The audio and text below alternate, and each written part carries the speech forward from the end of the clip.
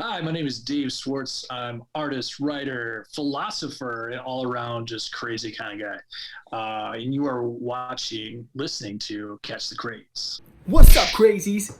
Kickstarter fans, indie comic fans, I got something for you. I have indie creators in the blue room. They're ready to talk to you about their Kickstarters. They either launched it or gonna launch. So if you really love indie comics and you want to support the little guy and see them win, well, here's an opportunity to prove it. Put your money where your mouth is. Check this out. I'm done talking. Now it's time for the indies. Let's start it up. Start it up, y'all. Start it up, y'all. Start it up, start it up, start it up, y'all. What's up? Who do we have on today, Georgie? Ooh, today we have Mr. Dave Swartz and his comic book Confederate Monster. Very good book. Yes. Check it out. So avoid those monsters and let the Swartz be with you. Let's get it. So fucking out. so what's wow, let the Swartz be with you. What's up, Georgie? Man. What's going on, brother? Oh, nothing, man. Trying to make $1 out of 15 cents, bro. Out of 15 cents.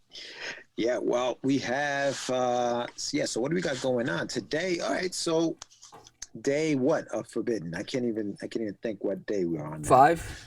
5. Day 5 of Forbidden. Yes. The Indiegogo campaign. So yes. For everybody watching, welcome first of all to the show. Another episode of Catch the Craze, Kickstarter edition Indiegogo edition in this case. Indiegogo edition. Indiegogo's a little different for me. It's a little different, and speaking from experience, it's definitely a little different. Today we have Dave Swartz, who has an Indiegogo campaign going on live right now. He's got about 6 days or so. But before we get to him, I want to talk a little bit about Forbidden, and Forbidden is on Indiegogo right now as well. So make sure you go to Indiegogo.com, search Forbidden Comic, and pledge. We're about 52%. 52% day 4. It's a modest goal. I'd like to be at 100% by this weekend, so this way we can start unlocking some of those stretch goals. It's a really good stuff. I have a contest going on. It's really not a contest. It's really just a call. It's a call for fan art. So if basically, my phone keeps going off like crazy. Basically, here's your chance to get featured in the book, right? So show us your best version of our characters Forbidden. And it could be a single character. It could be multiple characters in a pinup format, whatever. Send in. And for a chance to be featured in the printed edition and the PDF edition. We already have 4 people already in. And if you need references, you would need to contact me at contact@catchthecraze.com. That's with a D-A. Or just DM me and saying, hey, Sam, can you send me some character references? And I can do that for you because you want to get down with the get down. But this is a great opportunity if you're an artist and you're not published, or if you're trying to promote yourself, because your name and your link will be there alongside your artwork. That's right. So show us your best rendition of it. And also, hey guys, spread the word. I would love your help to help grow Forbidden. This is my first time on Indiegogo. I'm posting everywhere, and we have some great art. And I just need your help, because I'm not sleeping. I'm tired. Well, the campaign's going to help with the coloring of the book. The coloring. Because Forbidden is a book that's completed. I mean, as far as the artwork goes. Yeah, it's done. The work is done. So right now, what we're trying to do is get it colored, because I think it's one of those things where it'll look so beautiful colored. So we're trying to get that done, and with your help, we should be able to get at least the first 16 pages of it colored. So hopefully, if we exceed the goal of 500, we can maybe go into the future pages so that they can be done as well. Yeah. So that's what best case scenario is to really blow the goal away and just pay to have all 6 issues colored. Right. If not, I'd have to do 6 more Indiegogos. So I don't want to do 6 more Indiegogos. Please don't make me, mama. The Indiegogos is no. hard. Oh, Indiegogos is killing me. But yeah, I mean, definitely it's like you said, it's a modest goal, but getting to it is a mission. It's quite a mission. We do have some backers on there already. Like we said, it's a $500 goal. We have a few backers on there already. But like Sam said, we want to unlock some stuff. We want to get some things out there for you. There's a whole bunch of different pledge levels, and reward levels that you can do. You have a gold cover in there, right, Sam? That you've done 3 different covers. There's a gold cover. There's a hollow foil cover. There's a and so what's great about it is that you have the standard cover illustrated by Anibal Arroyo. You have the hollow foil cover, which was done by David Quiles, and you have the gold cover, which was done by me. So you have 3 different artists, 3 different opportunities to get the book in 3 different ways. Collector's editions, and then there's also the sketchbook. There's bookmarks, there's pinups, there's T-shirts. There's a lot of great stuff as part of this campaign, and this is why we need you. Yeah. Share it. Pledge to it. Sharing is caring. You have the PDFs they go as low as $5 for pledge, Chico. And you go up to how much? How much is the biggest? The highest reward level is $150. $150, right? That's the super mega deluxe package. Basically, at that package, you get all 3 covers. You get the physical PDF book, sketchbook. You get the physical sketchbook. You get the pinups. You get the T-shirt. You get the sketch cover, commission art by me. So I'll draw a piece on that sketch cover. There's a lot of great stuff in that package. But what's also great is that, and if you just say, I just want to do the $5 PDF, but as you're checking out, you can buy the bookmark. You can buy anything else you can add on to your shopping cart, where you don't have to commit to a package, but you can get an individual. I also do commission sketch cards, so you can just buy that in itself. So there's a lot of great things in there. Yeah, no, the add-ons. It's all about those add-ons, and with the lack, because see, normally I think that something like this would probably have been debuted at a convention or something. Yes. But with no conventions going on, this is the next best thing, which allows people. I got one today. I got I saw that a package today from a Kickstarter that I supported, and it's great, man. It's nice to have that package come in, and I love the way everybody is creative as far as like how they package their stuff. So that's also always really cool to see. So making me look bad and stuff. To the Saturn Effect, which is the comic that I got today. But yeah, no, definitely pledge to the campaign. Forbidden. It's been around for 20 years. 20 years in the making. 20 years. Oh, jeez. Oh, you're getting phone calls. Yeah, I know. Hold on. Blowing up. But yeah, so definitely get in there. Pledge to the campaign. We just a quick update while Sam checks his phone. We did send out the PDFs for everybody who supported the Crazies. Catch the Crazies number 2. The PDF was sent out yesterday, because this is airing today, which is Wednesday. So as of yesterday, they were sent out. So everybody should have their PDFs, and not just the Catch the Crazies number 2, but also Wonder Duck is in there. PDF of Wonder Duck issue number 1, and the never before seen, or not seen in a long time, book called Cosmic Wars. So check that out. Well, Sammy is unlocking doors. Gives me time to tell you guys a little more about the what's going on in the month of March here on Catch the Craze. We have expanded the show to promote Indiegogo and also Kickstarter launches. So if you have an Indiegogo project, or if you have a Kickstarter project, or any crowdfunding project that you want to promote, hit us up. Let us know you want to be on the show, and we'll try to get you on the show, similar to what we're doing for Mr. Swartz today, where we're having him on a special episode of Catch the Craze. So definitely hit us up. We have implemented a way to do that. So how do you do that? You go to Facebook, and on Facebook, you search Catch the Craze podcast. Catch the Craze is CATCH the DA Craze CRAZE podcast, and there's a button that you're going to see on our page called Book Now.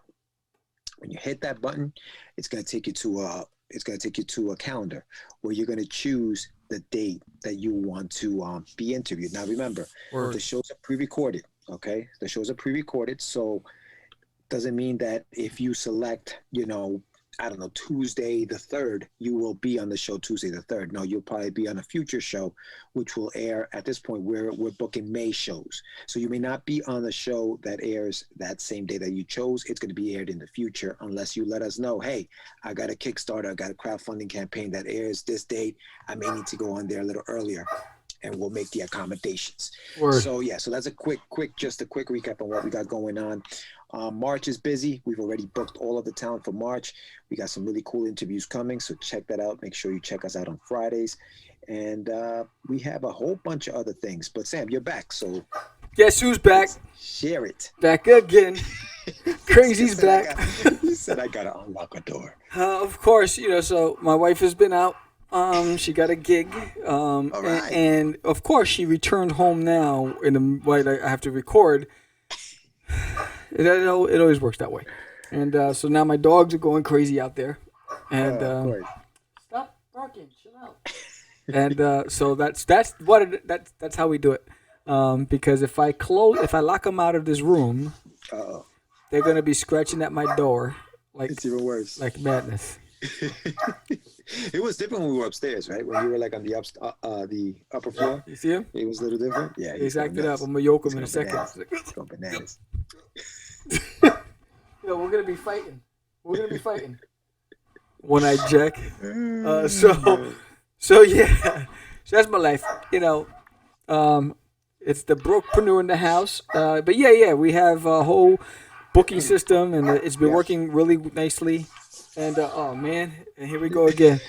Well, Sam gets all that settled in there. Gonna also share some of the talent that we're gonna have this month, and it starts tonight with our live show where we're gonna have Aníbal Arroyo and Mr. Jonathan Syfax. We're gonna be chatting it up with them in a few minutes. Well, in a few minutes, and then. What show are you doing? No, the tomorrow. Live show we have. That's right. I got to promote that too. Well, it's later because it's today. Oh yeah, it's today. It's later tonight. Yeah. So, but then we have a whole bunch of stuff going on in March. Jesus. Yeah, you got some work. You got some work to do. We're very excited about the comic book school being on the show. Yes. Comic book school's on the show. I believe next week. Yes. Is if I'm not mistaken, I believe it is next week. The comic book school airs on the 12th. Yeah. On the 19th, we have Patrick Murphy with Echoes of the Triumphant. And then we have Marvin Vasquez on the 26th. So we'll be talking about digital marketing on the show. So you want to check that out. Oh, you good? Yeah. I know I did say we were recording today, and nobody listens to me. Oh my. I'm just a guy. You're just a guy, dude. You're just a guy. And in 10 minutes, we're going to have Mr. Dave Swartz talk to us about his book. Dude, I read that, and really good. It is a really good book. Very good. I could tell you right now, number one, I was fascinated by the art and the attention to detail when it came to like the period pieces stuff and and history and the way they dressed and the attention to the gowns and the costume parties, and not only that but also the way they spoke at that time, but also the pacing and the suspense and the emotion in the book. And I could tell you when I got to that end, I was like, oh please no, I didn't want to tell them. I said no, don't no. So it's very emotionally driven, emotionally charged book. It's really good. Yeah, no, definitely. And for those who are wondering what the heck we're talking about, Dave Swartz got a book on Indiegogo called Confederate Monster. And Confederate Monster is simply describes it as the world of Frankenstein meets the Civil War. Yes. So, and I'm not, without giving anything else away, I'll say that and we'll let him talk more about the book. But yeah, it was very, very, like you said, very compelling. It kept you turning the page. I mean, he sent us the PDF version of it, so we didn't get a chance to turn, but we just kept swiping and reading the book. And it was very, very well done. The artwork is beautiful. There's a lot of detail in the artwork. If you guys get a chance after the show, go to Indiegogo, search Confederate Monster, or hit the link down below and check it out. It is definitely a very, very good looking book. Confederate Monster. Issues 1 through 3 is what what the campaign is for. So yes, did a really great job on the book. It's no wonder why, he's already has his golden. Great job. Really impressed. Yeah, I tell you right now, it's like for everybody knows that I didn't draw for 10 years, and so I've been drawing a lot for the past 12 months. But every time I see these guys, I'm like, oh god, I gotta add more, because these guys really put in the work, and so it's. I always say that I'm a lazy artist. I like cartoony style art, but when I find that I'm like creating character designs for Forbidden, or like right now I'm currently working on the Forbidden sketchbook, so I really have to flesh out the details and all the other stuff.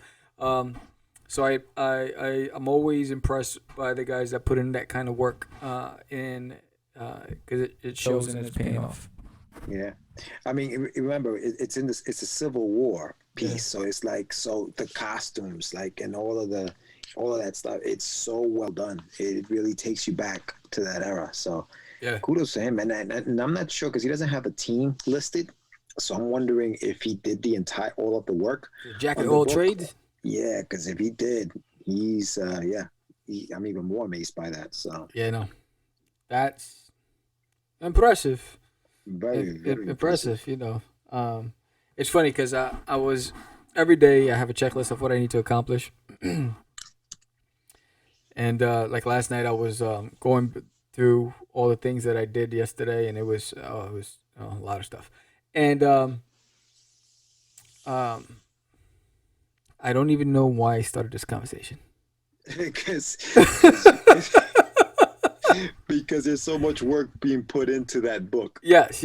So I was like, when I look at all the moving parts, sometimes it's like right now I'm on autopilot. Like, I get up, I work out, I come in here, I don't leave. I get up, I work out, I come in here, I don't leave all day. By the time I leave here, it'll be midnight. I'll crawl into the couch. I've been sleeping on the couch, and so I think yesterday, ordered all of the printing stuff for the Kickstarter.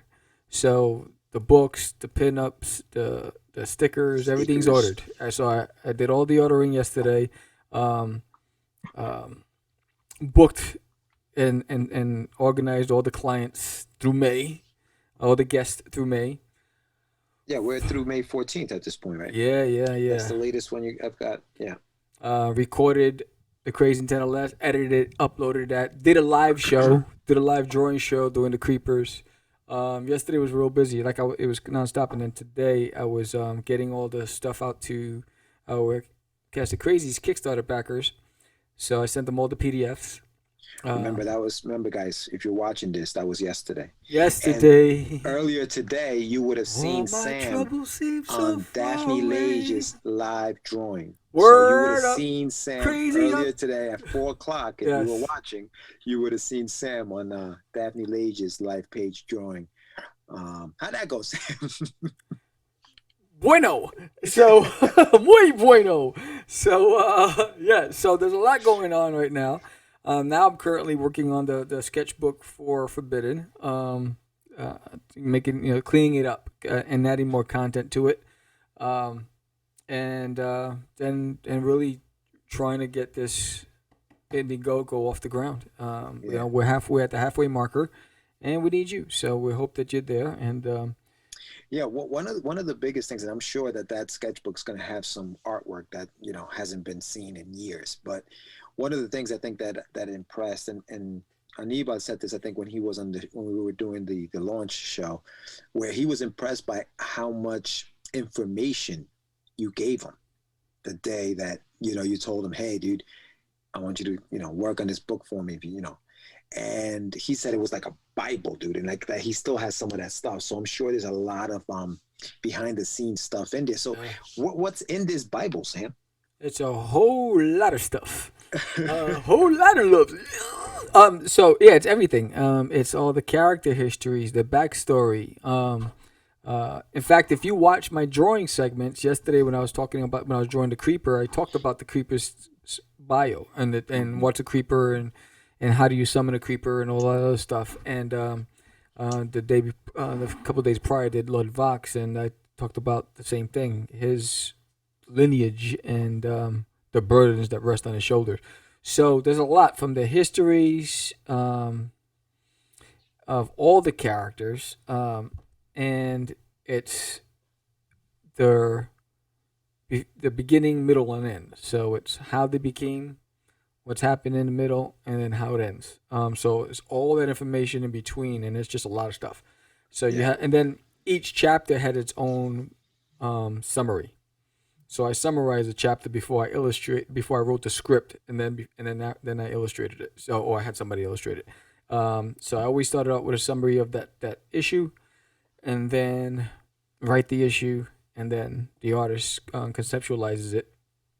And but yeah, there's a lot of information. And so when whatever Anibal got, in there were like scripts, like the scripts were in there for Anibal had the script books or whatever. Yeah, he had the scripts for 1 and 2, and he had the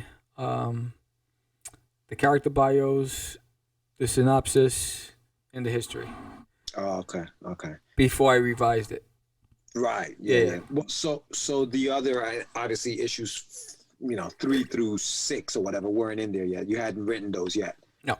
Okay. And when I went back to rewrite it, I added a few more characters, right, and embellished on the history. Added. So the writing process for you, Sam, like when you sat down and you created, like you said this in the prior show, Sin was the character that first came into your mind, and then you said, okay, how did he get that name? And you worked yourself back into the story. How did you start writing the scripts from then on? Like, was it now all of a sudden the character started talking to you? And why did you stop at issue 2? Why didn't you keep going at that point?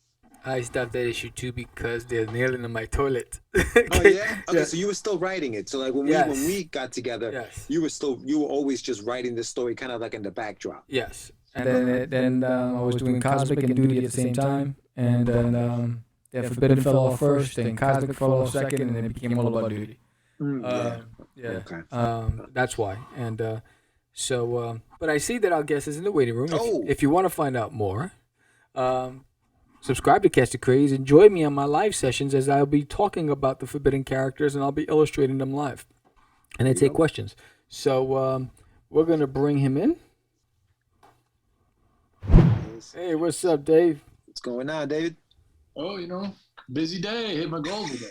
I know you did. Congratulations. Good job, man. Yeah. Good job. Dude, I read the book. Awesome. Thank you. Awesome. We're not recording, right, Sam? Yes, we are.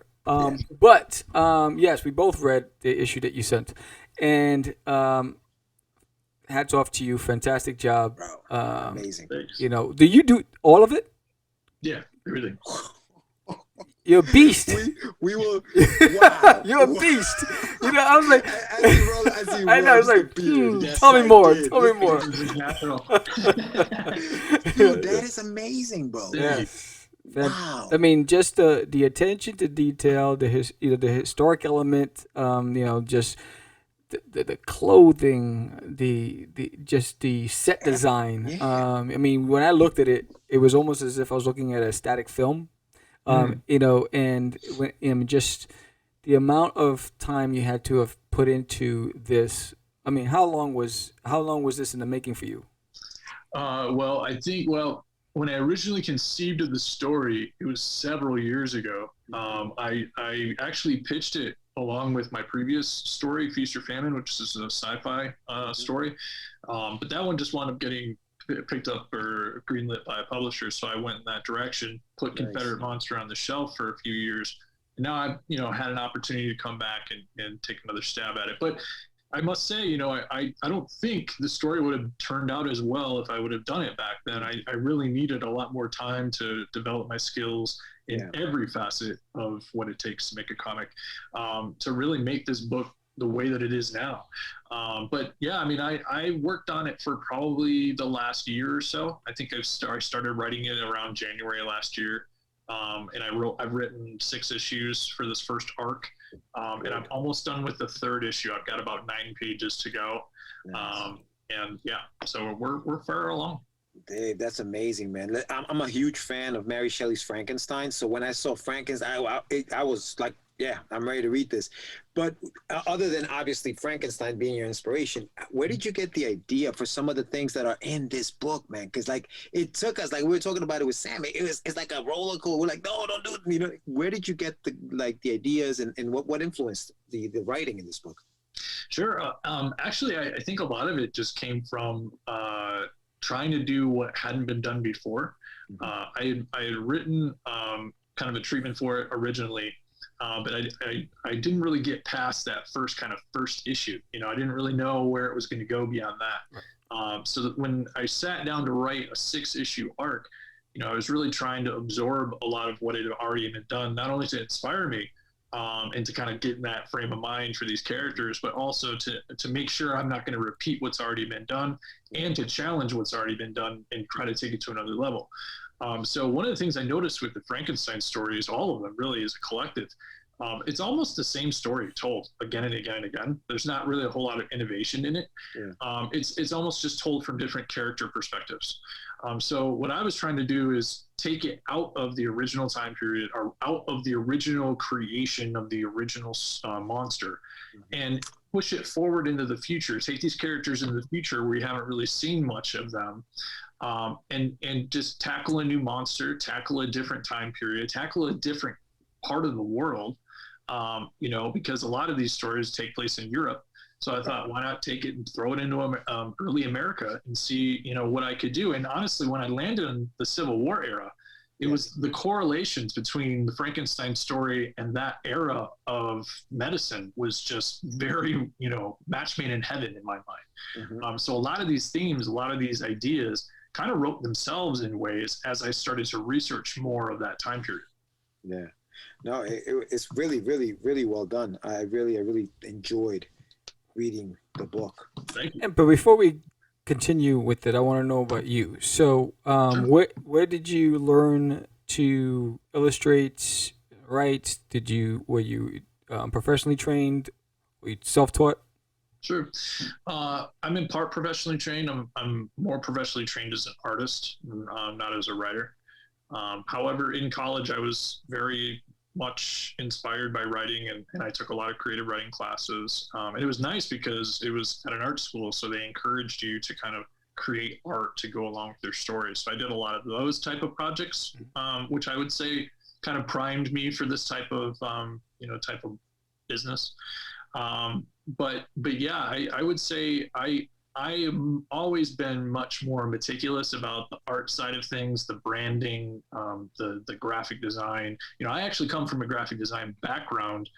When I graduated, I went to school as an illustrator, but when I graduated, not a whole lot of jobs for illustrators out there, especially in 2008 when we had the economic crash. So you know, I was just trying my best to find anything that I could.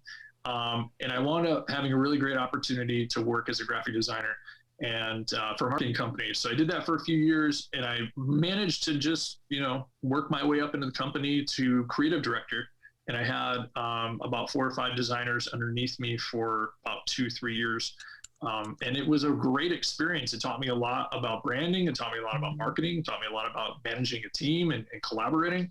And I think all of those things together has sort of kind of uniquely equipped me to do what I do today. Right. Yeah. Nice. No, it totally makes sense. And if you just joined us, we are talking with Dave Swartz, and his book is Confederate Monster. That's on Indiegogo right now. So check that out right now. But Sam, I think you had a question for him. Yeah. So prior to going to college, what were you into? Were you into comic books at all? What was your first comic book you ever read? Yeah, I was always into comics as a kid. It's funny because, you know, I played video games for a little while. kind of got bored with it. You know, I played with toys and action figures and stuff, kind of got bored with it. But I always kind of came back to comics because it was a nice synergy of, you know, being immersed in the story, but then also, you know, being very entranced in the artwork and then trying to draw it myself. You know, that's one of my favorite things to do as a kid, actually, was to take my favorite comic of that week. You know, because I went to the comic book store with my uncle all the time. He would buy me, you know, a couple or one or two, and you know, he would just really encourage that. So I had a huge collection as a little kid, and I would just pick my favorite comic of the week and sit down and find my favorite page in that comic and just try to draw it as closely to the original as I could. And I did that, you know, day after day after day. Wow. And that sort of really started me off, you know, into that, you know, kind of way of thinking about art.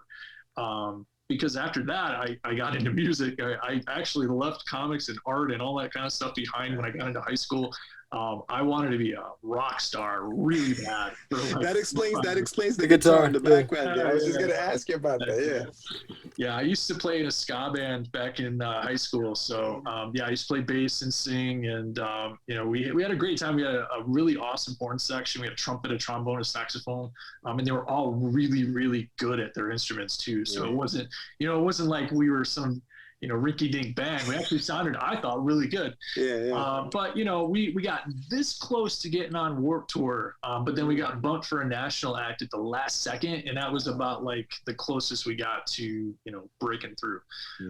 But, you know, as things go, I had to figure out what I wanted to do after high school and college, and, you know, I came back to art. Yeah, no, that's interesting, man. Which one would you say what is hard? I mean, now that you've done both, like you've done the music and you're doing this, you know, the self-publishing, or and even just publishing in general, just comics. Which one do you feel is harder to break into? What, like, and you know, which one is harder? And then just how did you go about trying to break into both? Sure. Well, I'll be honest. I mean, both have changed pretty dramatically over the last decade or so. And that's about when I was doing this, is about a decade or probably more ago, now that I think about it. So, you know, it was a lot different back then. Back then, we didn't really have a whole lot of the social media. So we did a lot of, you know, old school stuff, lots of, you know, mailers and, you know, email blasts and things like that. You know, I remember it being a lot more difficult at the time, just because you didn't have big directories of contacts to get in touch with. But nowadays, you know, you have a lot of that stuff, especially creating more and more contacts within these types of communities. You know, I was on a show just last week, and I met a guy who I'd never met before. And afterwards, he just said, "Hey, I have a list of a lot of different comic book podcasts and YouTube shows and all of their contacts if you want it." I'm like, there you go. You know what I mean? Right. So yeah, I think nowadays you have a lot more easy access to those types of things. However, everybody does. So you have to be just as, you know, on top of your game as you ever were. It's not like you can just kind of rest on that and say, oh, the technology's there, I can just do it. You have to do it at a really high level, no matter what type of technology you're working with. Nice. No, that makes sense. So when I look at what you've done with your career, you became an art director. What possessed you to say, I want to go into comics?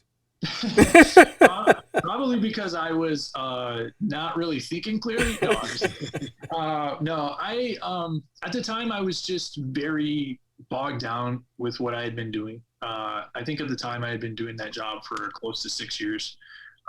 And as much as it was a really well-paying job, it had high status. You know, I had a really great office. I was pretty much like number 2 in the company. And my boss was looking at me like, hey, you're going to inherit this one day kind of thing. Wow. But, you know, he came into my office one day and we just kind of talked about it candidly and said, you know, where are you at? You know, what are you thinking? What's in your head? We haven't really talked in a while. And I took that as my opportunity to just say, you know, I'm not really happy. And I at the time, I knew what I wanted to do. I just didn't know how to go about doing it. I knew I wanted to come back to this comic book thing because I always thought I could do it. I kind of had a lot of stops and starts in college where I kind of had a story and I started doing something and I just kind of, you know, fizzled out. But this time around, I thought, I think I can really do this. So I put together a little 8-page preview of the first story I created, which is called Atlas Origins. It was a metaphysical superhero story, kind of like Doctor Strange meets Shazam. So I put together that little preview, and I happened to, in the last minute, I was on a waiting list for a comic convention near me, and I got in at the last second. So I got in, and I just so happened to get sat next to an industry veteran, Joseph Cooper, who wound up illustrating my second book, Feast or Famine. Wow. And he and I just talked for 3 days about the industry, about his experience, about, what it's like to, be in comics for a long time. Because, he'd worked for Marvel, DC, Image for, a decade or more.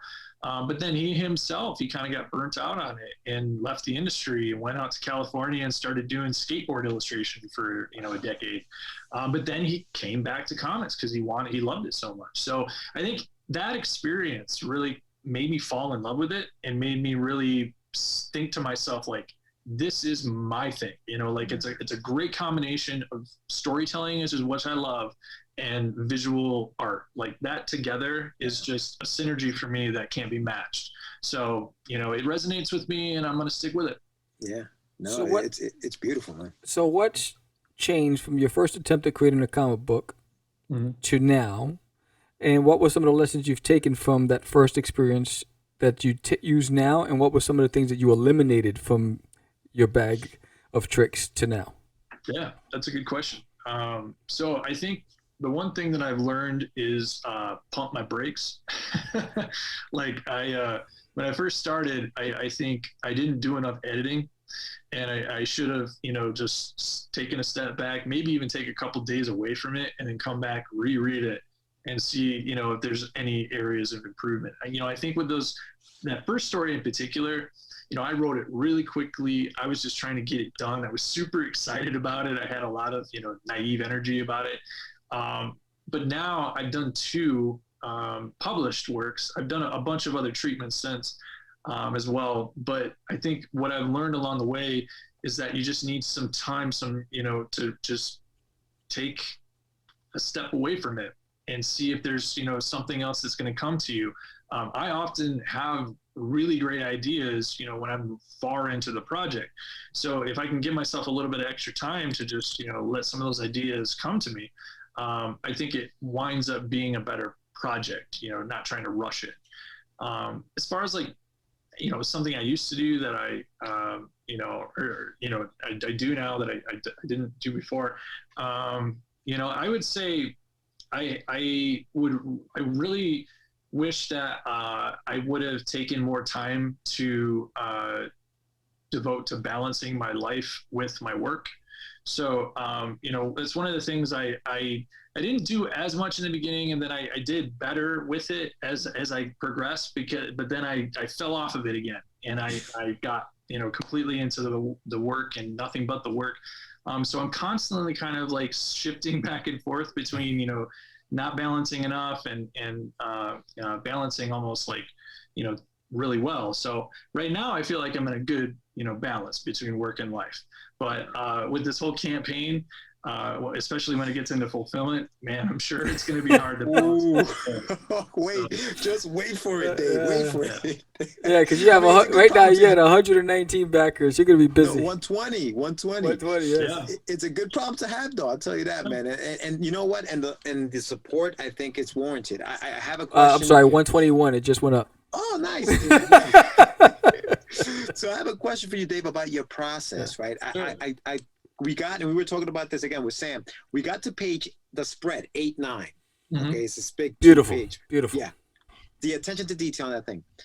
What is your process for drawing a page, and how long does that take you? Sure.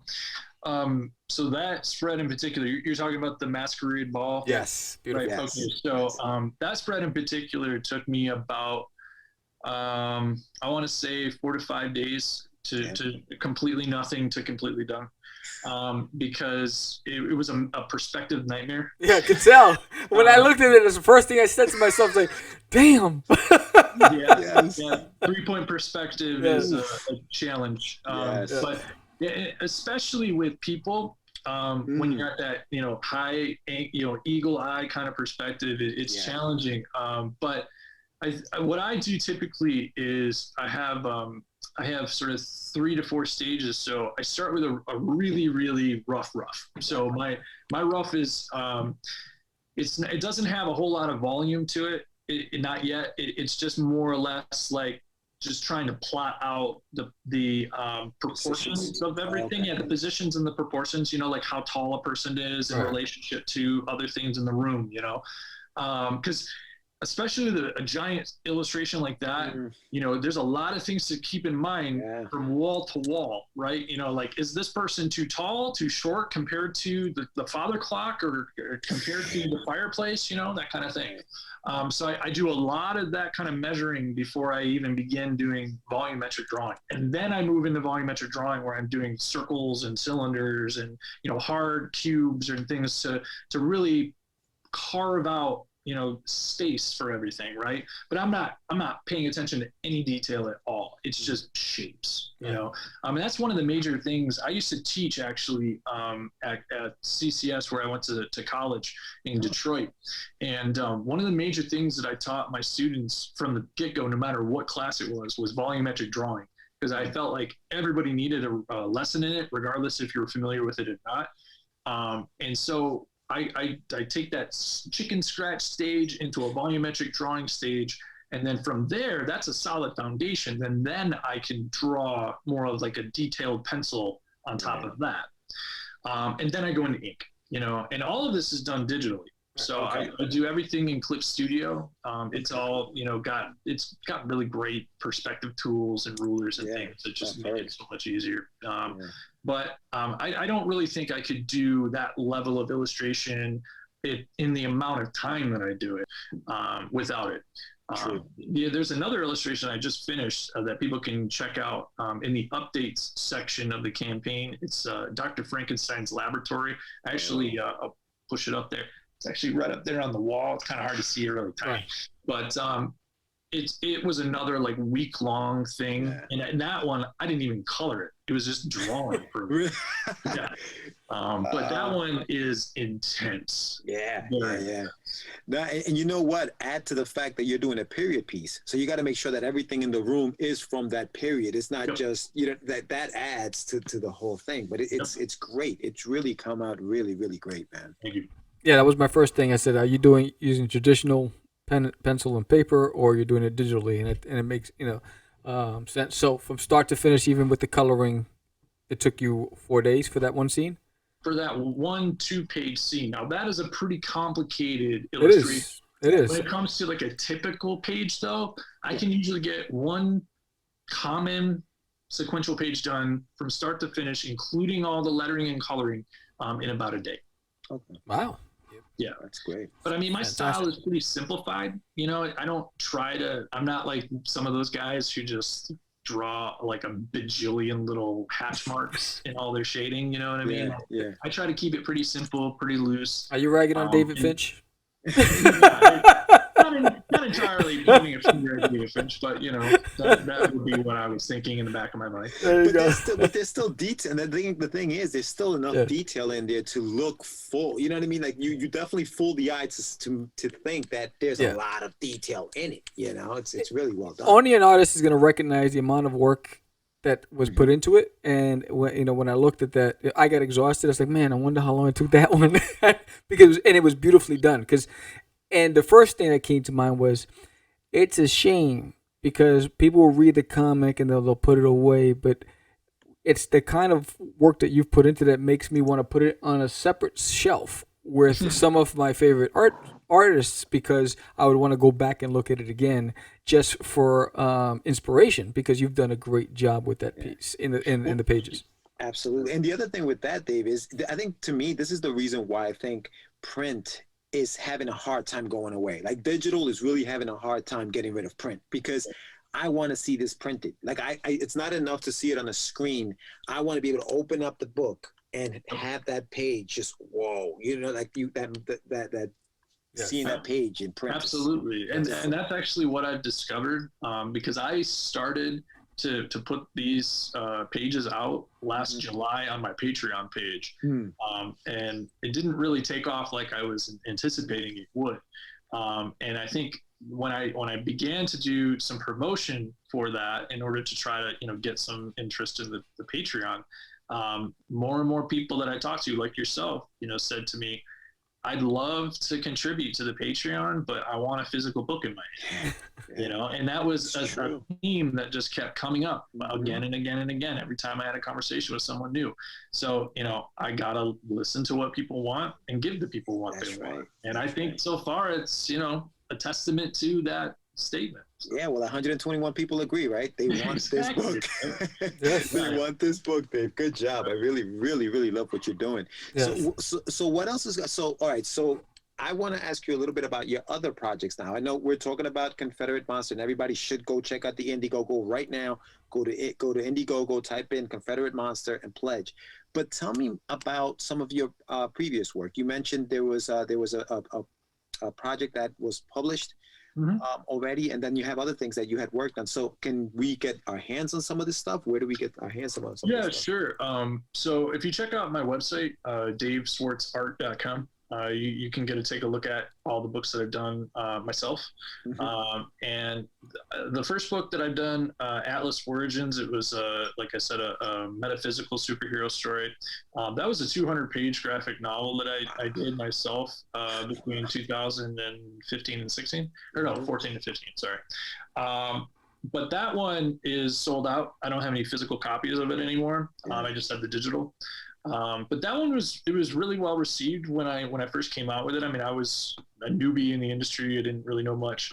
But when I went to Comic-Cons, I shopped it around all over the country. I mean, I went to Colorado, Virginia, Florida, I went all over the place. Yeah. And everyone seemed to really love it, So at that point, I decided I really wanted to get published. I just wanted to prove that I could get a story published.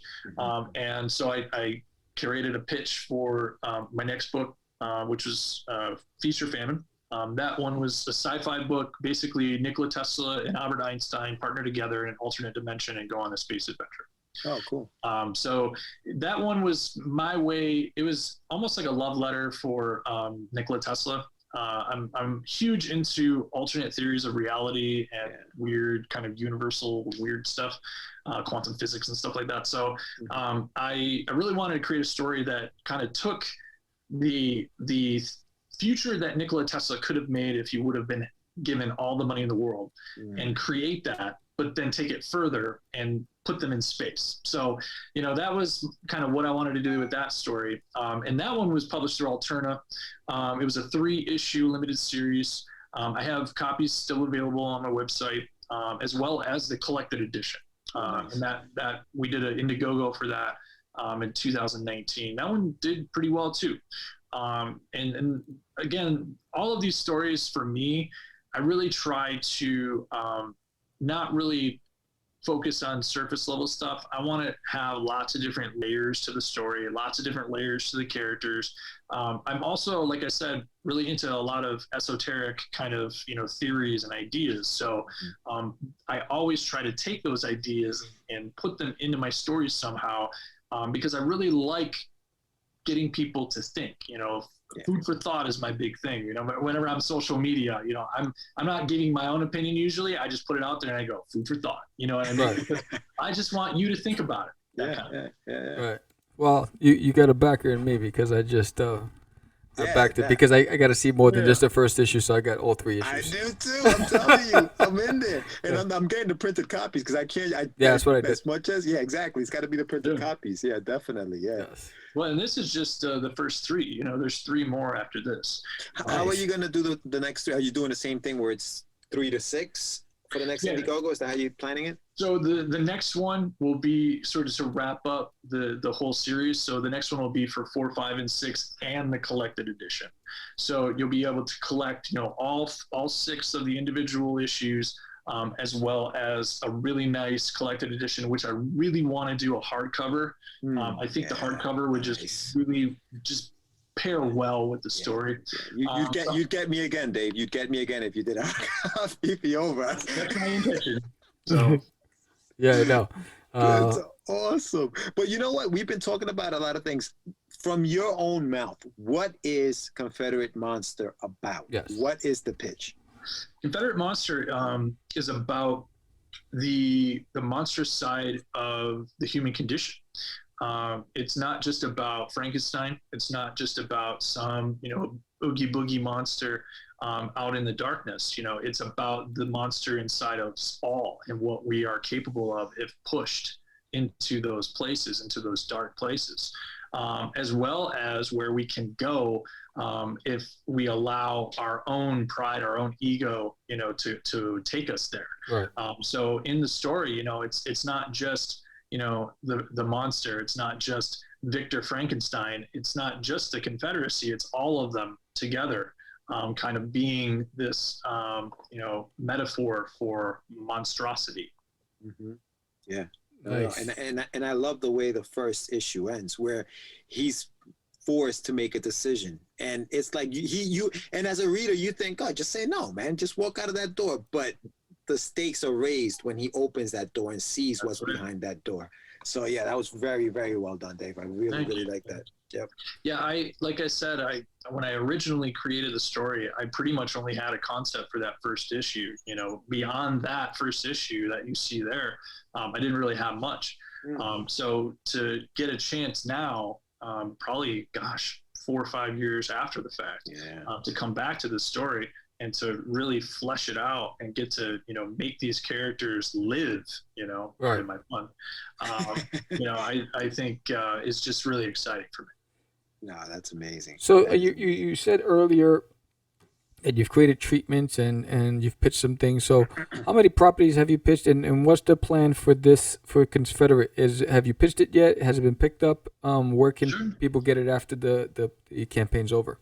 I have, let's see, I think I have about, personally myself, I have these 3 stories to my name where I've written and, contributed some artwork to.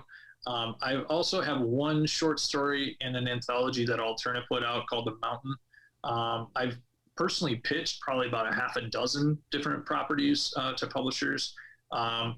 But, I think for me, I'm super excited about always kind of trying new things and just trying to create a new, approach to it. Right. One of the ideas that I have for this, what I'm going to do next, because, a lot of people ask me, what are you going to do next? What happens after Confederate Monster? Are you going to continue with Confederate Monster? We'll see. But, I have an idea where I'm going to possibly do a crowdfunder where instead of pitching to the publisher, I'm going to try to pitch to the fans. So I'm going to create 3 different pitches, 3 different issue ones of 3 different stories, crowdfund them, and then the backers of the campaign get to choose which one I create into a full 6-issue series. Nice. Very nice. Yeah, I like that. Look at you thinking outside the box. Yeah. I gotta think of something new, right? So I can't just do what was done before. Absolutely, right? You gotta pave your own way. That's pretty dope. I'm excited about that idea. Oh, definitely. That's awesome. So you've done a crowdfunding before? Oh yeah, this is my 5th, I believe. Okay, and have you always exceeded the 100 mark in backers? The last time I exceeded it, last time I had about 250 backers. How long did that take you? I will say though, with this campaign, I have hit a similar number as far as my goal. With far fewer backers. So that is encouraging that each backer seems to be contributing more. Kind of wondering where all my other, backers are from the first campaign, but hey, can't win them all. Can't win them all. But it's been good to see that everyone seems to be really having a good time putting together their own little packages. One of the things I've been encouraging with Indiegogo is, I have a bunch of packages. I have like my swag combos and I like that. But then I really encourage everybody to just start with the physical books and just add on whatever you want and create your own kind of custom package. And a lot of people have been doing it. So that's really encouraging. That makes sense. Has it always been Indiegogo, Dave, or have you tried Kickstarter? Or I flip-flopped back and forth. You know, I started with Kickstarter with my first book, Atlas. I did 2 on Kickstarter with Atlas. I did 1 on Kickstarter with Feast or Famine, the first one. But then the second one, I moved over to Indiegogo because I was just hearing a lot about different things that you could do, different, you know, the add-ons, the secret perks, the images with your little tiers. So I just kept hearing about a lot of different extra functions. And when I checked it out, it was really, really cool. So I decided, hey, let's, you know, as much as it was kind of difficult jumping ship after doing 3 successful campaigns with another platform, I really was happy with how that last campaign went with Indiegogo, so that's why I chose to stick with it this time. Sweet, man, sweet. Yeah, it's a little more easier with Indiegogo outside of just the parameters with specific dimensions for the perks, the image sizes. But I found that it was less restrictive on Indiegogo than on Kickstarter because you have to go through an approval phase. You have to, you know, all these things have to happen. With Indiegogo, everything was confirmed immediately, and they just said go ahead and play. Yeah, no, Absolutely. it's true. So Dave, being that you were an educator in art, what would be, say, your advice for like a kid who is watching this right now and says, man, I want to put a comic book out there? Like what advice would you give that kid? Say, this is what you need to do. Go to comic conventions, find professional artists, and talk to them as long as you possibly can. Like, honestly, the best advice that I've ever received, the best stuff that I've ever been able to get that has equipped me to do what I do today, I have gotten from talking to artists at Comic-Cons. You know, not only did I meet Joseph Cooper, who wound up, you know, being the artist on Feast or Famine for me, and then I wound up coloring another book with him, you know, after the fact. So he and I worked together for nearly, you know, almost 3 years. But, you know, I was fortunate to work as the assistant for John Malin for a couple of months. He and I actually lived pretty close to one another. And, you know, he taught me just a lot about the behind the scenes industry and working because he apprenticed under Rob Liefeld. So, you know, he had a lot of stories about working for Rob and like what it was like and all that kind of stuff. So just listening to all that stuff, absorbing all that information and how they approach storytelling, was really invaluable.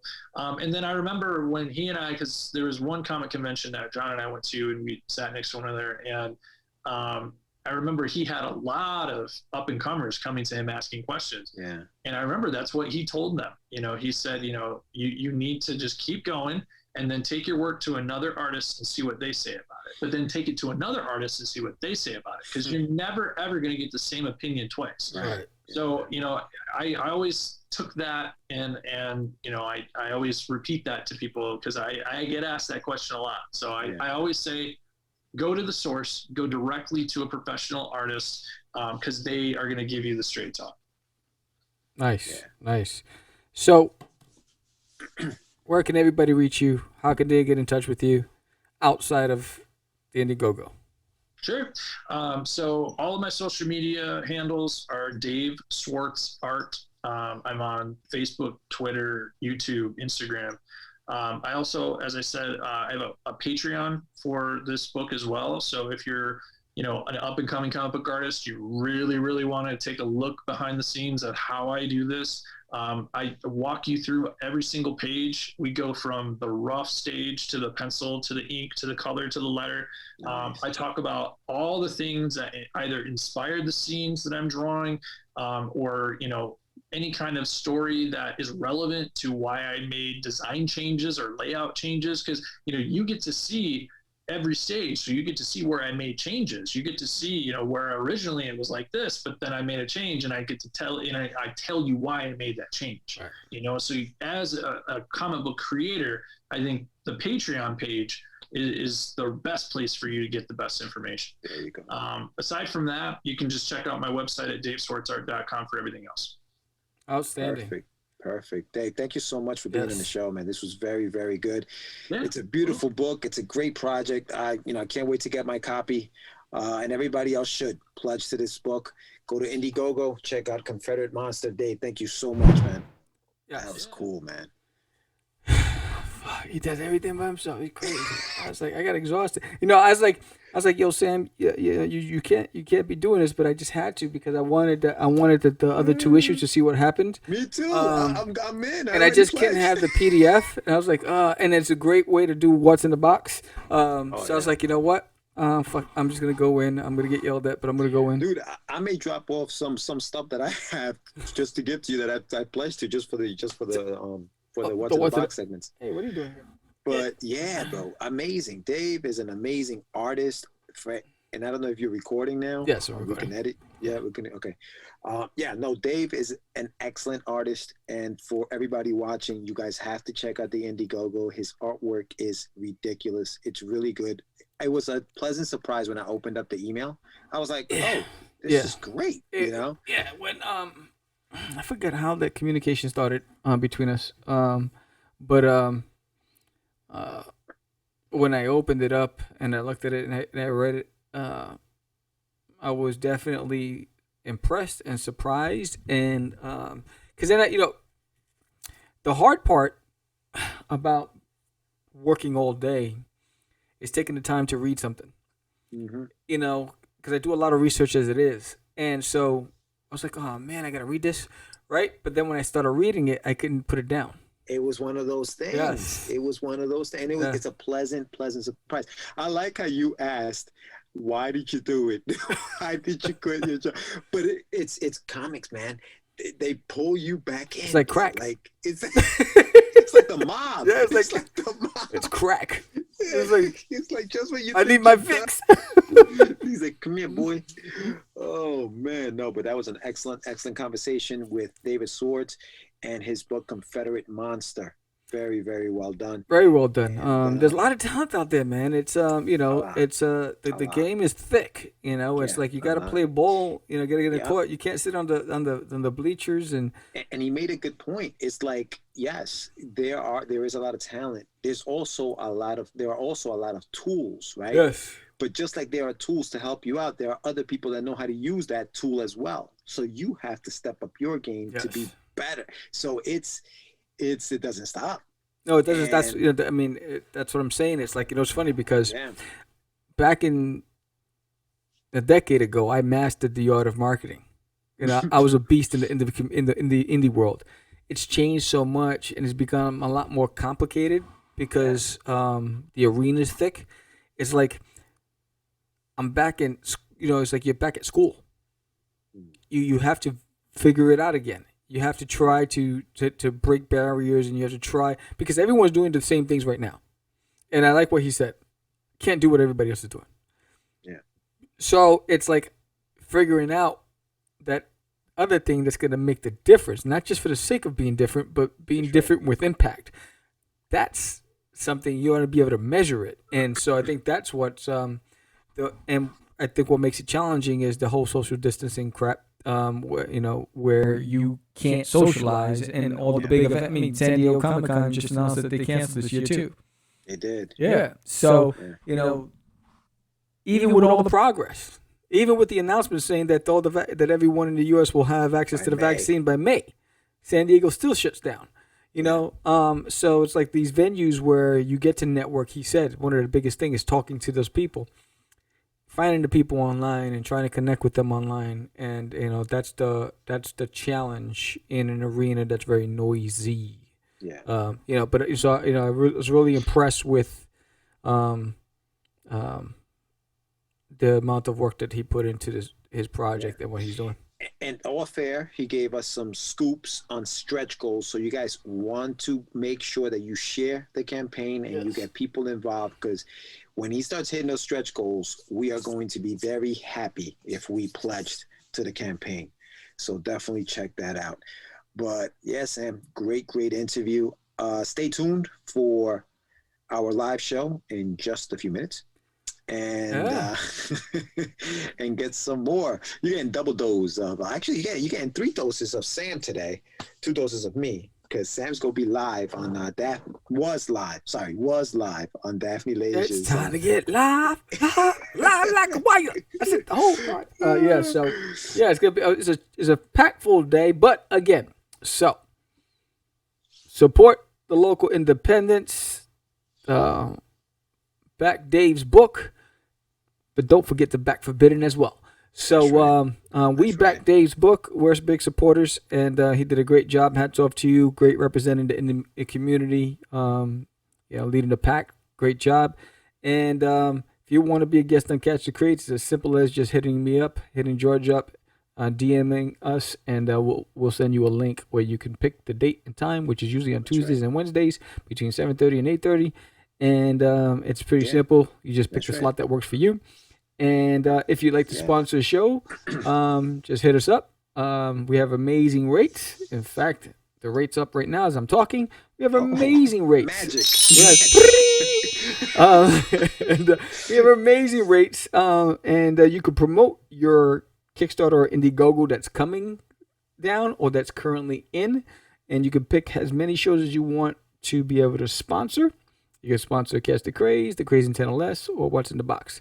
So this has been another great episode of supporting the independent community.